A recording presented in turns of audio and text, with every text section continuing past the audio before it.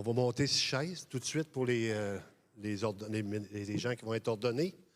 J'aimerais ça que vous les voyiez pendant toute la réunion. S'ils changent de face, c'est pas bon signe. C'est un jour spécial. C'est vraiment un jour spécial aujourd'hui.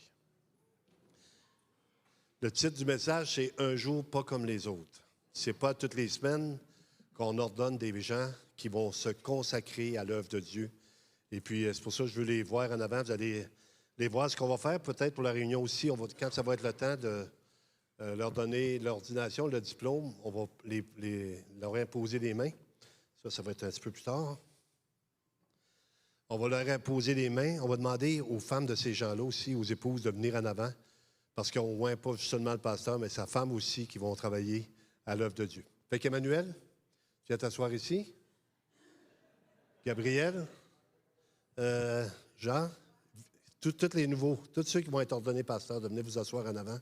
Sylvain, Marc-André, pasteur Félix, déjà, regardez, pasteur Félix, je me prépare, je me pratique.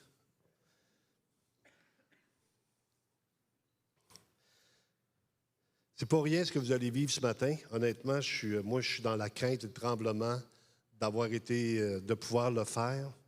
Je me souviens de mon ordination en 1991. Plusieurs qui n'étaient pas au monde. Il manque Jean. Jean Aymon? Non, il n'était pas. OK. C'est vous, vos 5. Marc-André? Il est où Marc-André?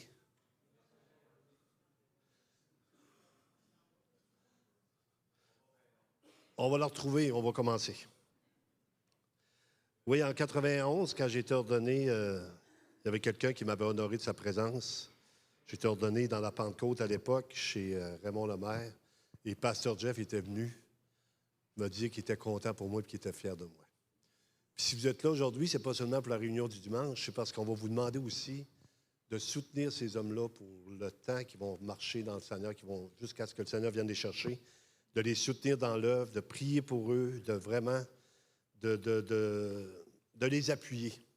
Ce n'est pas une tâche facile que ces gens-là entreprennent aujourd'hui, mais c'est l'œuvre que Dieu a faite pour eux, puis c'est ce que Dieu veut qu'ils fassent. Donc, quand on a parlé avec eux autres, on a eu la rencontre aussi à l'association, et puis on a pu voir comment chacun d'eux autres était appelé de la part de Dieu. On va commencer par regarder quelques textes. On va prier avant pour que cette réunion-là puisse vraiment être marquante pour l'œuvre de toutes les assemblées, la Bible parle, du Québec et d'Outre-mer. Seigneur Dieu éternel, on veut te remercier pour cette œuvre, Seigneur, ce matin, pour ces gens qui ont été appelés. On sait que c'est le résultat de prière parce qu'on a prié pour envoyer des ouvriers dans la mission, dans la moisson. Et Seigneur, ces gens-là, Seigneur, tu les as appelés, tu les as formés et maintenant, tu vas Seigneur, les utiliser à ta gloire. Ils le font déjà, mais tu vas les utiliser à ta gloire par ta grâce, Seigneur, puis tu vas vraiment les oindre d'une façon spéciale. Je te remercie, Père, dans le nom de Jésus. Amen. 1 Timothée, chapitre 3, verset 1. On va commencer par ce texte-là. La Bible nous dit que cette parole est certaine. Si quelqu'un aspire à la charge d'évêque, il désire une œuvre excellente. Donc, c'est quelque chose, c'est un désir qui est dans le cœur des gens, à un moment donné, de servir Dieu à la manière que le Seigneur va les demander. Et c'est une œuvre excellente parce qu'on a besoin de gens consacrés à prendre soin du troupeau de Dieu. Tantôt, je vais leur parler à eux autres, surtout sur les textes bibliques par rapport à comment on doit se comporter envers les brebis du Seigneur. Hier, je l'ai mentionné, vous n'êtes pas les brebis des pasteurs, vous êtes les brebis du Seigneur. On est des sous-bergers mandatés par Dieu pour prendre soin du troupeau. Et un jour, les gens vont avoir rendre compte. Juste pour vous dire, quand j'ai été appelé, en 91, il y a un pasteur qui vient me voir, il dit « On a besoin de toi, comme dans le ministère, mais il dit « Sache que tu vas être jugé plus sévèrement. » Commence bien ça. C'était dans Jacques 3.1, il dit qu'il n'y a pas un grand nombre de personnes qui se mettent à enseigner parce qu'elles allaient être jugées plus sévèrement. C'est pour ça qu'avant de se donner un mandat d'enseignant, puis il m'a dit une chose, il dit « Va demander à Dieu s'il veut vraiment que tu le fasses. » Fait que je priais le Seigneur, puis dans Deutéronome 4.14, je disais dans Deutéronome, il dit « En ce temps-là, l'Éternel me commanda d'enseigner des lois et des ordonnances afin que vous les mettiez en pratique dans le pays dont vous allez prendre possession. » Et à partir de là, c'était certifié par le Seigneur. Ces gens-là vont être certifiés par le Saint-Esprit, par l'Église, par la communauté, comme ceux que Dieu a appelés pour aller de l'avant dans l'œuvre. La Bible nous dit dans 1 Timothée 3,10, il nous dit qu'on les éprouve d'abord et qu'ensuite ils exercent leur ministère s'ils sont sans reproche. Ces gens-là ont été éprouvés. Ceux que vous connaissez Emmanuel, vous connaissez Marc-André, Sylvain, Gabriel et Félix. C'est des gens qui sont là depuis des années à marcher pour Dieu fidèlement.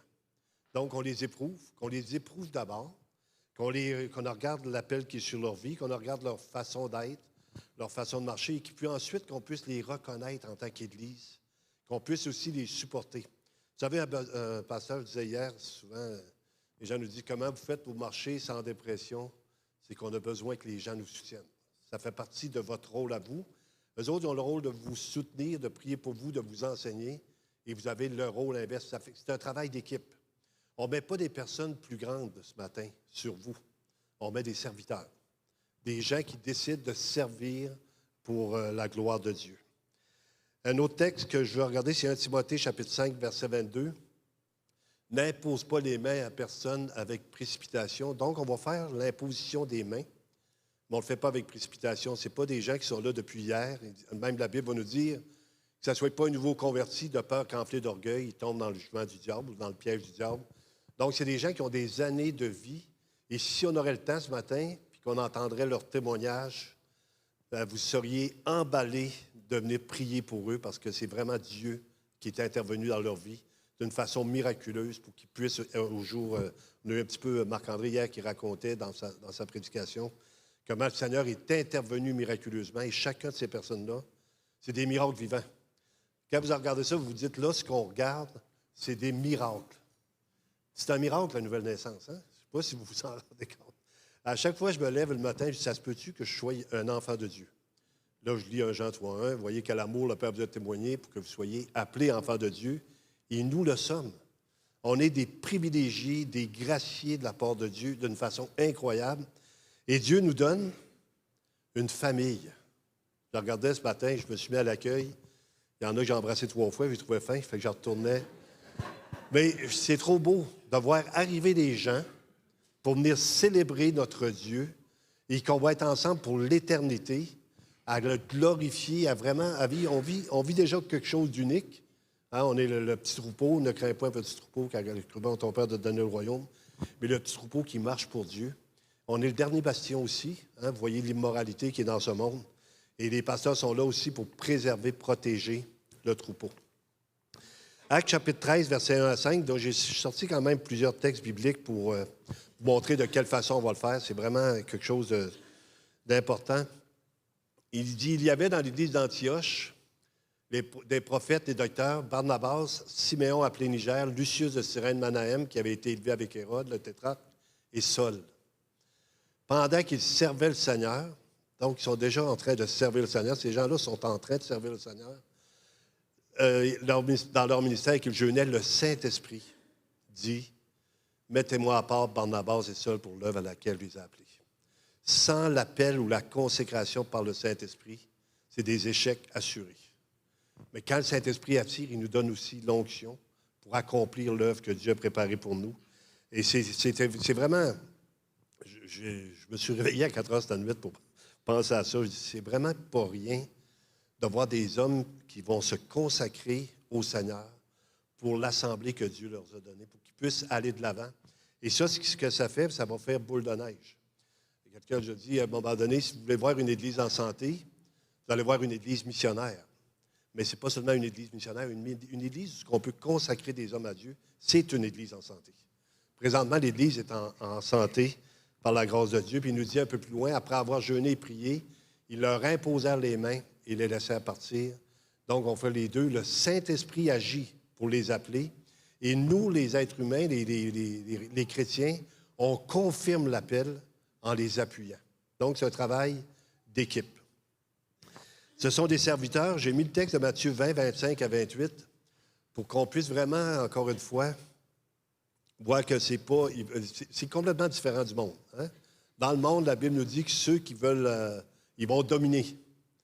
Dans le Seigneur, ils vont vraiment appuyer, ils vont seconder, ils vont supporter. Jésus les appela, il dit, vous savez, puis là, on l'explique, c'est mieux expliqué par la Bible, je pense, je vais prendre la Bible, c'est plus sérieux. Vous savez que les gens des nations les tyrannisent, que les grands les asservissent. Il n'en sera pas de même au milieu de vous, mais quiconque veut être grand parmi vous, qu'il soit votre serviteur. Donc, ce n'est pas un titre pour devenir plus grand, c'est un rôle de serviteur. Ces gens-là vont servir. Ils le font déjà, ils vont servir. Il nous dit, et quiconque veut être le premier parmi vous, qu'il soit votre esclave. C'est ainsi que le Fils de l'homme est venu, non pour s'être servi, mais pour servir et donner sa vie comme la rançon de plusieurs. Donc, le Fils de l'homme est venu pour servir. Jésus, quand il était sur cette terre, souvenez-vous, dans Jean 13, entre autres, il a pris le temps de laver les pieds de ses disciples. Il a pris le rôle de serviteur. Et quand il a terminé, il dit, faites ce que vous avez vu faire. Dans le fond, répétez ce que j'ai accompli. C'est toujours un rôle de serviteur, toujours un rôle de service, toujours un rôle où on est en train de remercier Dieu de nous utiliser pour le bien-être des autres. Parce qu'on est là pour les autres constamment, c'est dans les Écritures. Priez les uns pour les autres, faites-vous du bien, aimez-vous les uns les autres. Et le pasteur est celui qui doit être l'exemple dans ces choses-là. L'exhortation aux anciens, Acte 20, 28. Prenez donc garde à vous-même et à tout le troupeau sur lequel le Saint-Esprit vous a établi évêque pour paître l'Église du Seigneur qui s'est acquise par son sang. Matthieu 20, 25 à 28. Je vais lire là, c'est mieux écrit. Je vais enlever mes lunettes, donc je vais les mettre. OK.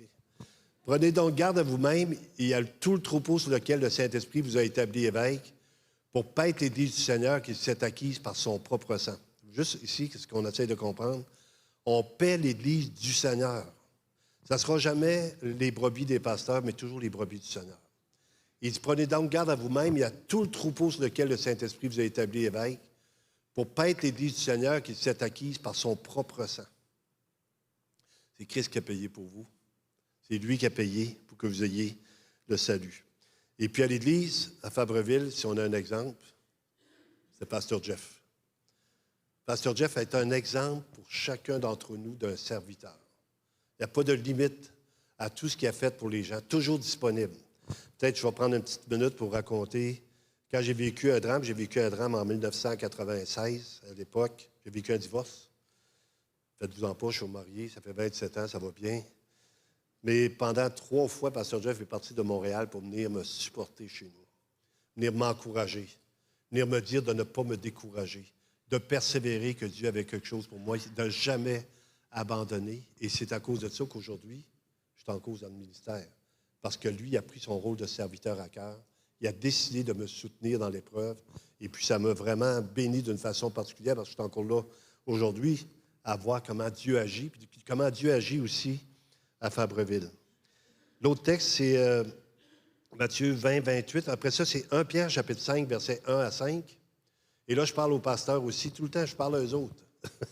Je me parle en même temps. Je suis pasteur, pour ceux qui ne savent pas, mais voici l'exhortation que j'adresse aux anciens qui sont parmi vous, moi, ancien comme eux, témoins des souffrances de Christ et participants de la gloire qui doit être manifestée.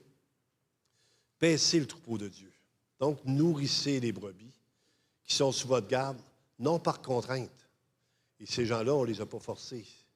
C'est avec spontanéité qu'ils ont réalisé, qu'ils ont vraiment saisi l'appel de Dieu pour leur vie.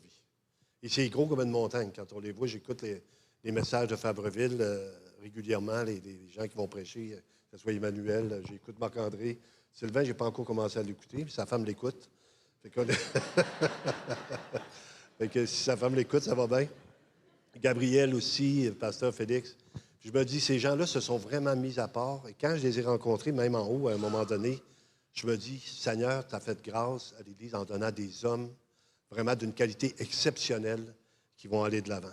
Donc, il nous dit, paissez le troupeau de Dieu, non par contrainte, mais volontairement, selon Dieu, non pour un gain sordide. Donc, on vous garantit d'avance. Ils ne le font pas pour l'argent.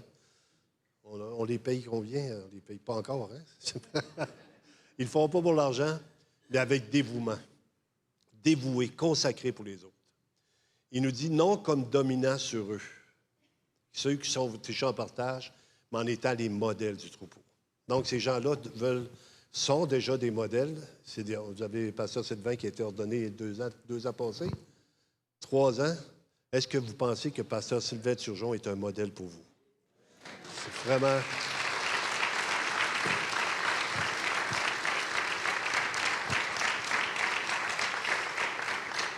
Pasteur Sylvain, il m'écrit de temps en temps, savez-vous ce qu'il me dit? Je t'aime, Pasteur Clermont. De moi et Nathalie. Et je dis, ouais, ben toi, tu m'aimes trop, j'aime mieux Nathalie. C'est ben, c'est de voir comment, malgré tout le travail qu'il a, il est préoccupé par moi. Il prend le temps de m'appeler, de m'écrire, de me dire un petit mot. La même chose avec Emmanuel, on s'appelle, puis quand c'est moi, il répond tout le temps tout de suite. Il dit, ça doit être grave, il m'appelle, lui, non, c'est juste pour te dire que je t'aime. Ah, OK. Ben, c'était bien nécessaire. Merci beaucoup, on raccroche. Mais ces gens-là, on se connaît. Ce que Dieu fait avec vous en créant une famille, il crée une famille pastorale aussi, où ce qu'on partage nos épreuves, nos difficultés, où ce qu'on se demande conseil. Et ça, on a eu un modèle. Hein? Le pasteur Jeff a été notre modèle dans tout ça. Il dit donc comme dominant sur eux, et lorsque le souverain pasteur paraîtra, vous obtiendrez la couronne incorruptible de gloire. Donc, il y a aussi un avantage. Il va y avoir un bénéfice. Il y a un salaire à marcher pour Dieu, à être fidèle dans ce qu'il nous demande de faire. Dans 2 Timothée 4,5, je l'ai mis là, ce verset-là, parce que vous allez tous être appelés, malgré vos dons d'enseignants, de prédicateurs, vous allez tous être appelés à faire l'œuvre d'un évangéliste. Les gens ont besoin d'entendre l'Évangile pour naître de nouveau. Fait que dans vos messages, si je vous donne un conseil, si vous voyez qu'il y a des nouveaux, tournez l'Évangile pour aller chercher ces gens-là, que Dieu puisse les attirer à lui. Puis après ça, tournez-vous vers l'enseignement, mais n'oubliez jamais que si Dieu amène des nouvelles personnes à l'Église, c'est parce qu'il veut leur parler, il veut les amener à lui. Je finis avec 2 textes, je ne serai pas très long parce que je veux qu'on prenne le temps. Le point principal de la réunion, c'est de prier pour eux, vraiment d'intercéder pour eux. Fait qu'on va le faire tout à l'heure. La récompense finale, 2 Timothée 4, 7 et 8, c'est un texte que les gens lisent souvent parce qu'on espère. Tantôt, on a vu une personne qui a prié pour l'espérance. Un jour, on va aller dans la présence de Dieu. Et le Seigneur nous promet, quand on fait l'œuvre fidèlement, une récompense. Ici, c'est l'apôtre Paul qui va parler de la récompense qui va lui être accordée à la fin de sa vie. Et c'est une récompense qui va être accordée à tous ceux qui ont marché fidèlement en tant que surveillants, en tant qu'anciens, en tant que pasteurs dans l'Assemblée. Il y a tous ceux qui ont attendu le retour du Seigneur. Paul va dire, j'ai combattu le bon combat, j'ai achevé la course, j'ai gardé la foi. Désormais, la couronne de justice m'est réservée. Le Seigneur, le juste juge, me la donnera en ce jour-là, et non seulement à moi, mais à tous ceux qui auront aimé son avènement. Est-ce que vous aspirez à l'avènement du Seigneur? C'est ce qu'il vous promet. C'est ce qu'il leur promet. Donc, d'agir fidèlement, d'être là pour les autres, de supporter, d'appuyer les autres. Et le dernier texte, c'est pour vous. Donc, j'ai parlé d'eux un peu. J'ai dit que je ne serais pas long, parce que je veux qu'on prenne le temps avec les épouses aussi qui vont venir appuyer leur mari. On va le faire vraiment solennellement. On va prendre des photos. C'est un temps merveilleux pour eux. Et dans Hébreux 13, 17 à 19, l'Église a un rôle prioritaire, majeur, de prier pour les autorités. Pas seulement pour les autorités du monde, mais surtout pour les autorités spirituelles dans lesquelles vous êtes. On doit prier pour ces gens-là. Il dit, obéissez à vos conducteurs. C'est pas à la mode quand on dit ça, hein, même quand on dit, femmes, obéissez à vos maris. Êtes-vous contente? Il n'y a pas un texte, là. Souvent, les femmes vont dire, mais c'est écrit, Marie, aime ta femme comme Christ a aimé l'Église. Oui, je sais, mais j'ai pas eu le temps de me rendre là, madame, ça sera pas long. Bien, c'est sûr que c'est pas à la mode d'obéir. Hein? Quand on rentre dans une église, on est habitué, on est déjà en confrontation avec nos gouvernements souvent, nos autorités, notre boss. On arrive à l'église, dit, j'espère qu'ils ne me rendront pas ici. Et là, ça dit, obéissez à vos conducteurs. Mais les conducteurs vont enseigner la parole de Dieu. C'est votre, je veux dire, c'est votre rédemption, c'est votre paix d'avoir quelqu'un qui vous lead selon le conseil de Dieu. N'oubliez pas, là, je ne veux pas, faites pas ça aveuglément. Vous avez le devoir aussi de vérifier dans les Écritures ce qu'on vous enseigne, si c'est exact. Donc, il y a cette vérification-là. Mais dans Hébreux 13, 17, obéissez à vos conducteurs, ayez pour eux de la soumission. Déférence, c'est le mot soumission, car ils veillent sur vos âmes comme devant en rendre compte. Et avec les années d'expérience, ça fait quand même 38 ans, je peux entendre un petit peu, j'ai 93, 88, 35 ans, je peux vous dire que ce verset-là s'applique car il veille sur vos ombres dont ils devront rendre compte. Le fardeau des ombres sur les épaules d'un pasteur est énorme. On est constamment tourmenté par les ombres des gens. On se réveille la nuit, vous autres aussi, pour aller à la toilette, mais nous autres, souvent, c'est pour d'autres choses. Mais quand on y va, ça revient, c'est comme si... Des fois, les gens nous disent « repose-toi ». Ça veut dire quoi? Arrête de penser. Le pasteur ne peut pas arrêter de penser. Il est tout le temps dans sa tête en train de se faire « Comment je peux faire pour être encore plus efficace pour les gens qui sont autour de moi? » On ne peut pas arrêter de penser. C'est notre vie. Quelqu'un me dit « Pasteur, quand est-ce que tu vas prendre ta retraite? Tu commences à être vieux, tout ça. » J'ai dit « Si je prendrais ma retraite, j'irais visiter des gens, j'irais à l'église à tous les dimanches, je prendrais soin des gens qui sont malades. » Puis pourquoi je prendrais ma retraite? Je ferais la même chose. Parce qu'on ne le fait pas par obligation. Tantôt, on a dit pas faire ça par contrainte. On le fait parce que Dieu nous a appelés à le faire. Et c'est une bénédiction de le faire parce qu'on sait que Dieu nous a appelés à le faire. Donc, il dit, il veille sur vos âmes dont ils devront rendre compte, qu'il en soit ainsi afin qu'ils le fassent avec joie.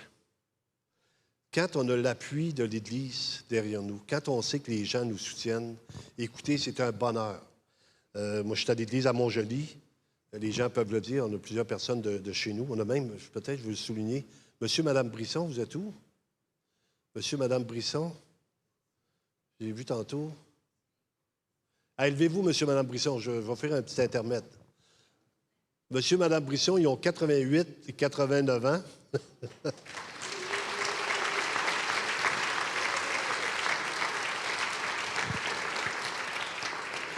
L'année prochaine, on fête leurs 70 ans de mariage. Et ces gens-là sont responsables de l'accueil chez nous. Vous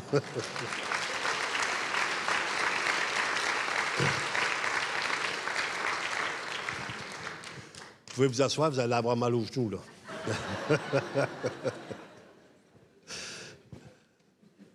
Quand je pars, souvent, je vais partir pour un message à l'extérieur ou quelque chose. Eux autres, ils m'attendent dans la porte quand je reviens, mettons une semaine ou deux. Puis quand je suis allé en Haïti, c'était plus long. Puis ils me collaient, puis ils disaient, Pasteur, on s'est assez ennuyé de toi. Vous ne pouvez pas savoir le bien que ça me faisait de savoir comment ils s'ennuyaient de moi. Comment ils m'aimaient. Et quand on dit, hier, Pasteur Aaron l'a mentionné, je trouvais ça vraiment intéressant, on a besoin d'avoir vos encouragements. On a besoin que vous allez voir la personne dire, vraiment, bien, si vous ne trouvez pas ça bon, dites qu'il est beau, dites pas que je...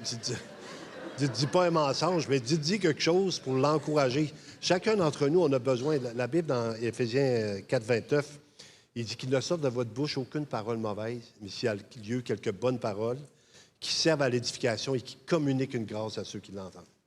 Vous pensez souvent, les pasteurs, eux autres, ils n'ont pas besoin de ça. On a besoin de ça. On a besoin d'être encouragés. On a besoin de savoir que les gens sont là pour nous. On a besoin de savoir que Dieu agit à travers la vie des personnes. Car il veille sur vos ombres dont ils devront rendre compte, qu'il en soit ainsi afin qu'ils le fassent avec joie. Le voir des pasteurs heureux, priez pour eux, soutenez-les, et non en gémissant ce qui vous serait d'aucun avantage. Et peut-être dans vos assemblées, vous avez déjà vu des fois des pasteurs abattus, des pasteurs complètement détruits, des pasteurs complètement défaits. Et puis, souvent, c'est à cause d'un fardeau comme ça. Mais ce n'est pas sur votre responsabilité, c'est la responsabilité du Seigneur, mais vous avez besoin de prier. Et là, il termine par ça, puis je vais terminer par ça aussi avant de prier pour les nouveaux pasteurs. Priez pour nous, car nous croyons avoir une bonne conscience, voulant en toutes choses nous bien conduire. Donc, on a besoin de la prière. Hier, j'ai fait une petite farce quand j'ai dit qu'il y a des gens qui avaient ma photo sur leur frigidaire. Mais quand je vois ma photo sur un frigidaire, je sais que ces gens-là prient pour moi. Je voulais en donner une à Normand, puis sa femme qui prie pour moi, mais... Normand, il dit, nous autres, on va sur YouTube, on te voit à face, on prie pendant que tu es là. Mais de prier pour les gens, de vraiment les supporter, les appuyer. On va maintenant faire l'ordination. On va les faire un par un parce que je veux vraiment être sûr que chacun sache que Dieu intervient dans leur vie. Et puis, j'ai choisi des gens pour prier ici. On va commencer par ordonner Marc-André Vandermeer. On va demander à Pasteur Dominique, qui est son pasteur, de venir, s'il vous plaît, Dominique Préjean. Et puis, Madame Vandermeer, de venir en avant, s'il vous plaît. On vous invite, vous qui aimez ça être devant. Ça fait longtemps que tu attendais qu'on te fasse venir, hein? Puis on va prendre le diplôme que tu as ici, puis on va prendre des... Ce que j'aimerais vous faire pendant qu'on prie, tu peux la tosser, mais si tu tiens mes papiers. Je vais poser à la tribune, tu tiendras mes papiers. OK, excuse-moi.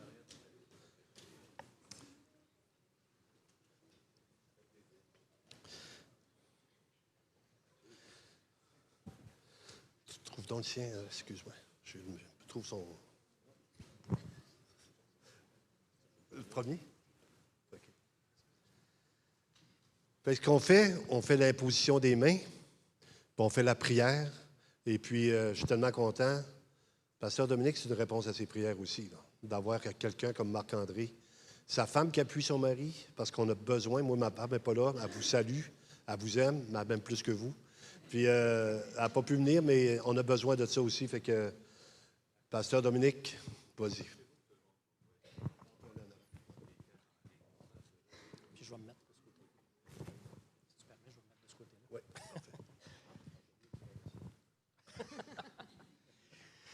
Cher Marc-André, je vais prendre un temps pour prier, évidemment, mais je veux juste encore te répéter à quel point, oui, je suis fier de toi, évidemment, mais parce que j'ai vu clairement le Seigneur te convaincre, parce que tu ne l'étais pas. Et ça, c'est rassurant. Vraiment rassurant. Tu es un homme qui montre par tous les aspects de ta vie que tu t'attends à lui. Et ça, encore une fois, c'est ce dont l'Église a besoin de voir. Comment tu t'attends au Seigneur dans tous les aspects de ta vie. Et c'est une grosse responsabilité, c'est sûr, mais n'oublie pas que tu es un sous-berger. On est au service du bon berger. Donc, il est notre berger, rien ne te manque et rien ne va te manquer non plus. Fait que, Seigneur, vraiment, c'est seulement par ta grâce qu'on se tient ici. On ne veut pas prétendre à rien, Seigneur, on veut simplement être obéissant et marcher dans l'humilité avec toi. Seigneur, si pour une raison qui t'appartient, tu veux que Marc-André te soit consacré comme pasteur auprès de ton assemblée, eh bien, c'est toi qui vas s'en charger.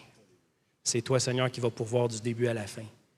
Et vraiment, Seigneur, je te recommande cet homme, pas parce que j'ai quelque chose à t'apprendre sur lui, mais parce que je veux qu'il soit entièrement soumis à toi, c'est sûr, et que tu deviennes encore plus tout pour lui, au vu et au su de toute l'Assemblée. Et Seigneur Dieu, viens le soutenir, viens l'oindre de ton onction, Seigneur, afin qu'il puisse, en ouvrant la bouche, être un porte-parole fidèle de la vérité, l'Évangile de l'œuvre accomplie en Jésus-Christ. Seigneur, fais de lui, Seigneur, un modèle pour ton troupeau. Sans toi, on ne peut rien faire. Et merci, Seigneur, de bénir sa famille, son épouse, ses enfants, parce qu'évidemment, on devient une cible. Puis c'est comme ça que tu le veux, Seigneur. Mais c'est toi, son bouclier. C'est toi, Seigneur Dieu, le bouclier de cette famille-là. Et vraiment, je te prie de te glorifier dans cette famille et particulièrement dans l'œuvre à laquelle t'appelles Marc-André. Au nom de Jésus. Amen.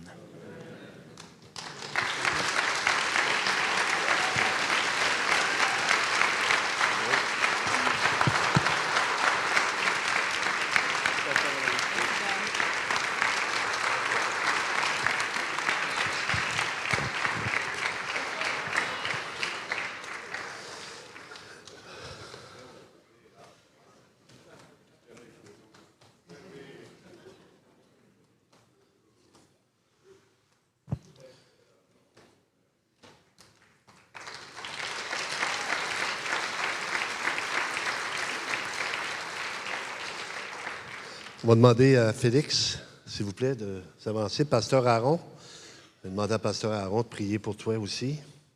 Madame Emeline, s'il vous plaît.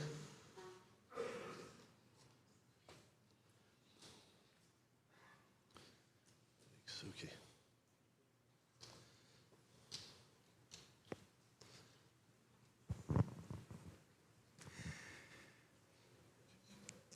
Félix, j'ai vraiment été content de t'accompagner en Haïti il y a quelques années, puis d'apprendre à te connaître un peu mieux.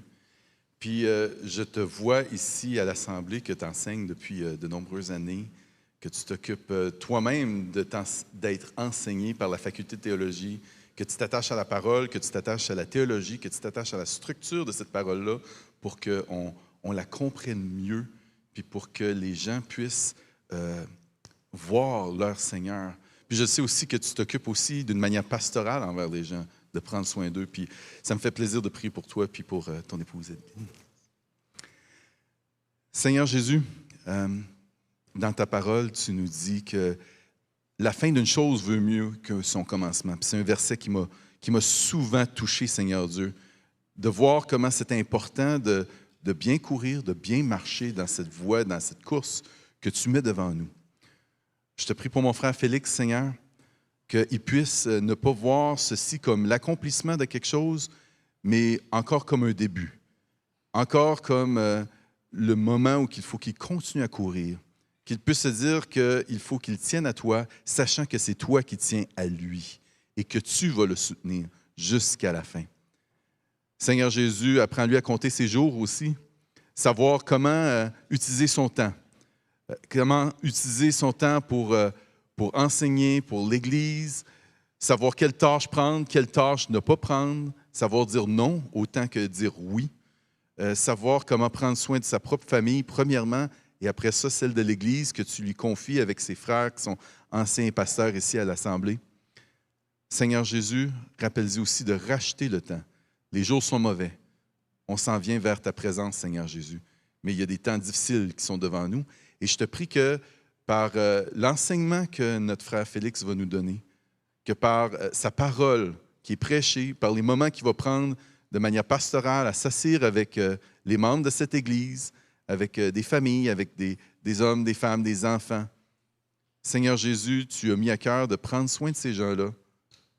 Garde-le, rappelle-y l'Évangile de Jésus-Christ, que ce soit la seule chose qui sorte de sa bouche, du matin au soir, jusqu'à ta venue.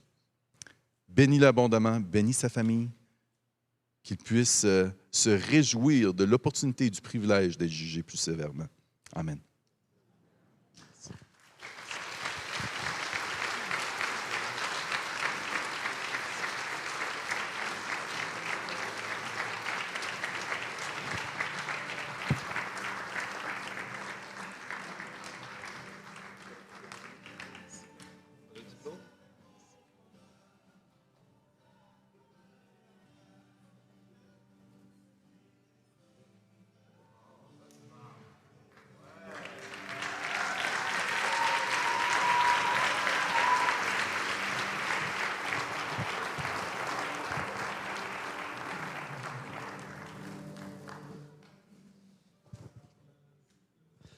Emmanuel, mon ami, Madame Farah.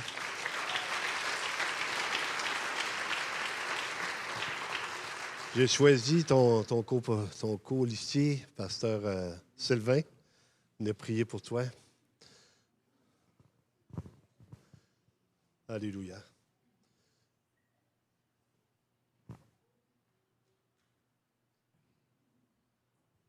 N'est-ce pas qu'ils sont beaux? Félicitations, Emmanuel. Et comme tu le sais, c'est une grande tâche que le Seigneur t'appelle, puis tu as besoin de ton épouse là-dedans, son soutien. Mais en même temps, je me rappelle qu'est-ce que Pasteur Jeff dit souvent. Il dit que le grand berger nous porte dans ses bras. Puis il va continuer à le faire aussi. Et puis, malgré les épreuves que vous vivez actuellement, le Seigneur va vous porter, continuer à vous porter, et va prendre soin de vos enfants. Alors, félicitations, puis on va prier ensemble, OK? Seigneur, merci. Merci pour Emmanuel, pour ce serviteur hors pair, pour cet homme qui se donne à toi depuis longtemps, Seigneur Dieu. Tu l'as appelé à un jeune âge, dès l'âge de 9 ans, Seigneur Dieu. Merci, Seigneur, que tu puisses le bénir abondamment, l'utiliser, de mettre tes paroles dans sa bouche, Seigneur, afin qu'il puisse édifier ton peuple, continuer à édifier les enfants de Dieu ici à Fabreville. Merci pour son cœur de berger aussi, Seigneur. Merci pour Farah, qui est une épouse aussi, qui est sa compagne de vie aussi. Bénis-la abondamment. On te prie pour chacun des enfants, Seigneur Dieu. Et pour ta plus grande gloire, Seigneur Dieu, que Fabreville aussi soit également atteint par tes serviteurs, par Emmanuel, par tous les anciens de l'Église ici aussi, Seigneur. On te supplie, on a besoin de ton aide constamment. Encore une fois, comme Pasteur Dominique le mentionnait, c'est toi qui es le grand berger. Merci de porter Emmanuel, de porter Farah et les enfants, de tous nous porter ici, Seigneur, dans le précieux nom de Jésus. Amen, amen, amen, amen.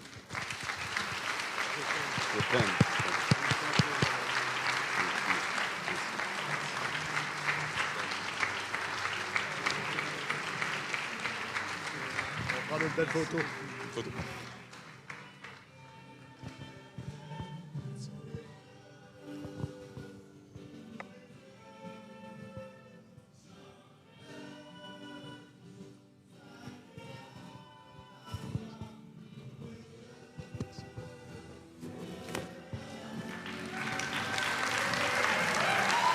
Félicitations.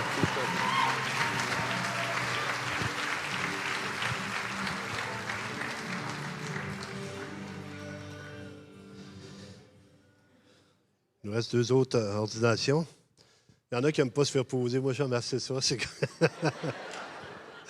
Non, mais je suis toujours plus beau sur mes photos. Ma femme dit, t'es vraiment beau sur une photo. Fait que quand On n'a pas oublié Pasteur Jeff. On le garde pour le dessert. Il est là avec nous. Mais là, on va prier, on va prendre le temps. Je sais que Gabriel, tu es un homme vraiment important aussi dans la vie de Pasteur Jeff. Il a connu ton père, ta mère, tes frères, tes sœurs, la famille. Mais je sais que tu es une bénédiction pour sa vie. Pasteur Jeff, j'aimerais que tu viennes pour prier pour Gabriel, vraiment, avec son épouse aussi.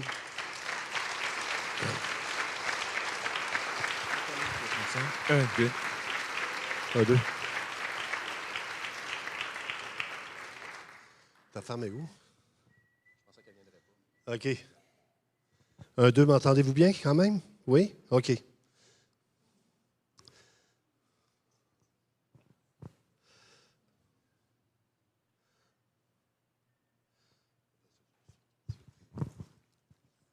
C'est un privilège de pouvoir confirmer ton ordination que le Seigneur te donne. Parce que quand tu étais tout petit, tu étais déjà gentil. Puis même quand on était chez ton père, tu as fait de tes parents des bons parents. Non, c'est vraiment un homme de Dieu, un privilège de travailler avec cette équipe. On prie? Oui, s'il vous plaît. Fait que Seigneur, comme Paul nous rappelle, tous ici, tu dis que notre vie en toi, Seigneur Jésus-Christ, c'est toi notre vie en nous. Et tu nous as amenés par ton œuvre, le Saint-Esprit, pour qu'on puisse te suivre et être capable de faire ton œuvre. Merci de bénir, de vraiment, Saint-Esprit de Dieu, d'équiper tout le monde, entre autres Gabriel, parce que c'est un bon berger. Il a un cœur, il a un beau cœur, et puis en même temps, il aime ta parole. Ça, c'est vraiment précieux. Merci beaucoup dans le précieux nom de Jésus. Amen.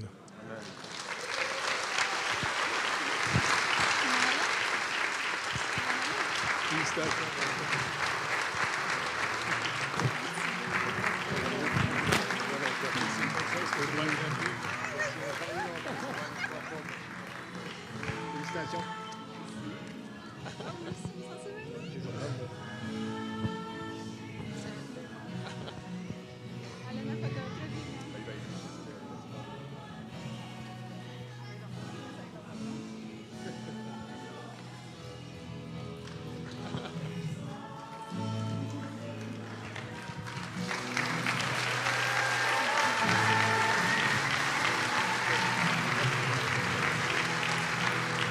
On va prendre 2 secondes puis je te l'enveloppe.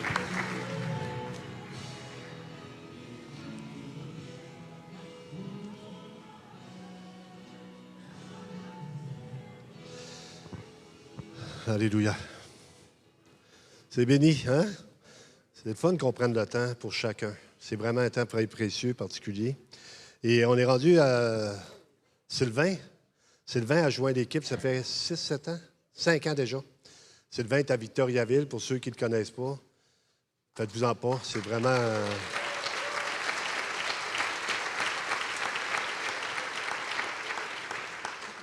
Il a déjà ce don-là de serviteur. Il le fait depuis plus que 30 quelques années qu'il est dans le Seigneur. Il a servi dans plusieurs églises. Maintenant, il sert avec la Bible parle. Il y a un ministère aussi auprès des gens qui souffrent. Il va aller dans la rue, il va témoigner l'Évangile. Il y a une femme spéciale aussi à côté de lui. Il est vraiment béni d'avoir cette femme-là. Ça l'aide beaucoup. Et puis, hier, quand tu parlais, tu prêchais, Pasteur Jeff s'est tourné vers moi, puis il dit, c'est mon chum. J'étais vraiment content quand tu as dit ça. Fait que j'ai pensé que Pasteur Jeff pourrait être celui qui prierait pour toi aussi. Ça a vraiment changé notre vie. Fait que Pasteur Jeff, retourne trouver ton chum de l'autre bord. Puis, Pasteur Sylvain, quand j'étais à leur assemblée à Victoriaville, puis une manière de voir, c'est de voir comment l'assemblée t'aime, puis comment tu as stimulé l'assemblée aussi, de rayonner le message de l'Évangile pour que les gens puissent entendre la seule espérance qu'il y a dans cette humanité, Jésus-Christ. Puis tu fais vraiment un super bon travail, puis en même temps aussi d'encourager puis de nourrir l'assemblée. Très bien. Non, vraiment, c'était évident que tu étais beaucoup aimé, déjà. Ton assemblée était déjà mis pasteur. Puis en plus, j'ai entendu, tu as dit, tu écoutais mes émissions de radio quand j'étais jeune.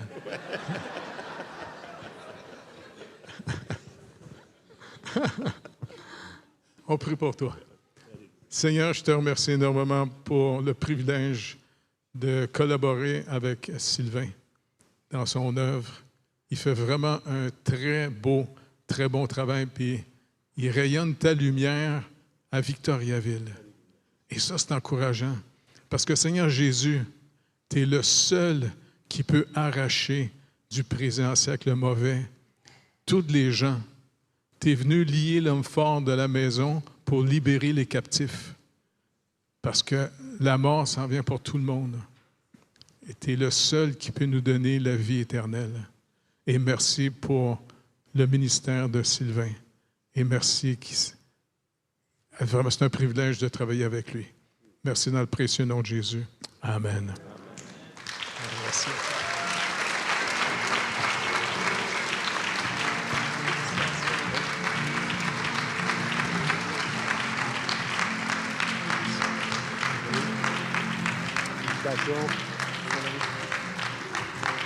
On prend la photo.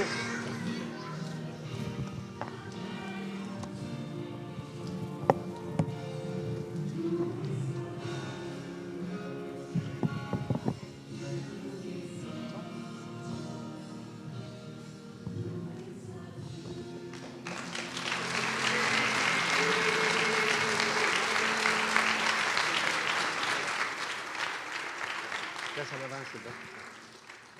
Pasteur Jeff? Pasteur Jeff, assis-toi. Vous savez, vous ne pouvez pas savoir à quel point j'aime cet homme-là. C'est vraiment... Quand je pense à lui, c'est régulier. On sait que Pasteur Jeff est malade. Mais dans les Écritures, il nous dit, si quelqu'un est malade, que les anciens le oignent d'huile et le Seigneur relèvera le malade. Puis c'est avec foi ce matin qu'on va faire l'onction d'huile de notre pasteur. Je vais demander à tous les pasteurs de venir en avant. Et c'est pasteur Pierre Véricain qui va prier pour pasteur Jeff. On va vraiment demander au Seigneur la guérison de cet homme-là. Dieu connaît toutes choses. Et on sait vraiment que cet homme-là a marché pour le Seigneur. Il va marcher encore pour lui. Mais on va prendre le temps de le faire. Fait qu'on on est allé chercher de l'huile.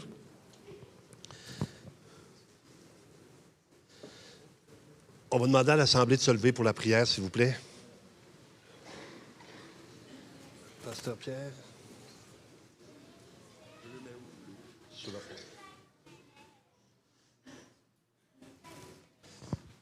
Mais ici tout de suite, puis après ça, je vais te donner... Pas trop, pas trop.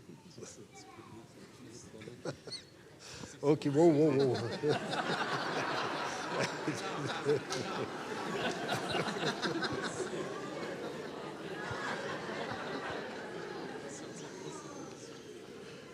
Je voulais vider la bouteille parce que l'Écriture me dit que c'est comme de l'huile qui tombe aussi jusque sur la barbe d'Aaron. Mais ce n'était pas arrivé jusqu'à sa barbe. Prions. D'éternité en éternité, tu es Dieu. Seigneur, tu es notre Rédempteur, notre Sauveur, notre Guérisseur. Qui peut sonder ton intelligence? Nous venons comme un seul peuple, tous devant toi, avec une seule voix, d'un même cœur. On te remet Jeff Lorrain. Seigneur, je ne fais pas aujourd'hui appel à ta puissance parce que nous savons qu'un seul mot de toi rétablira notre serviteur et ton serviteur. Mais ce matin, je veux faire appel à ta compassion. Tu connais cet homme. Tu l'as toi-même façonné, tissé. Tu connais son cœur. Tu sais que c'est un homme qui ne vit que de ta grâce, que pour ta grâce et que par ta grâce. Eh bien, aujourd'hui, Seigneur, nous te réclamons ta faveur pour lui. Sois à l'œuvre, Seigneur, dans son cœur, dans son esprit, dans son corps, dans son âme. Sois à l'œuvre dans son psychique, dans son mental, dans son moral. Et sois à l'œuvre dans son organisme. Et Seigneur, je ne te demande pas de le guérir pour nous, quoique nous voulons le voir. Je ne te demande même pas de le guérir pour lui-même. Je te demande de le guérir pour la gloire de ton nom. Glorifie-toi, Seigneur. Vraiment, sois glorifié, Seigneur. Nous te prions aussi pour les médecins qui le soignent. Donne-leur de la perspicacité. Nous te prions pour son épouse, Seigneur. Donne-lui la paix, ta paix, que son cœur ne soit point troublé par les circonstances. Et Seigneur, nous sommes tous là, nous, en ton temps, tu nous montreras la guérison de ton serviteur et nous te glorifierons dans le précieux nom de Jésus. Amen.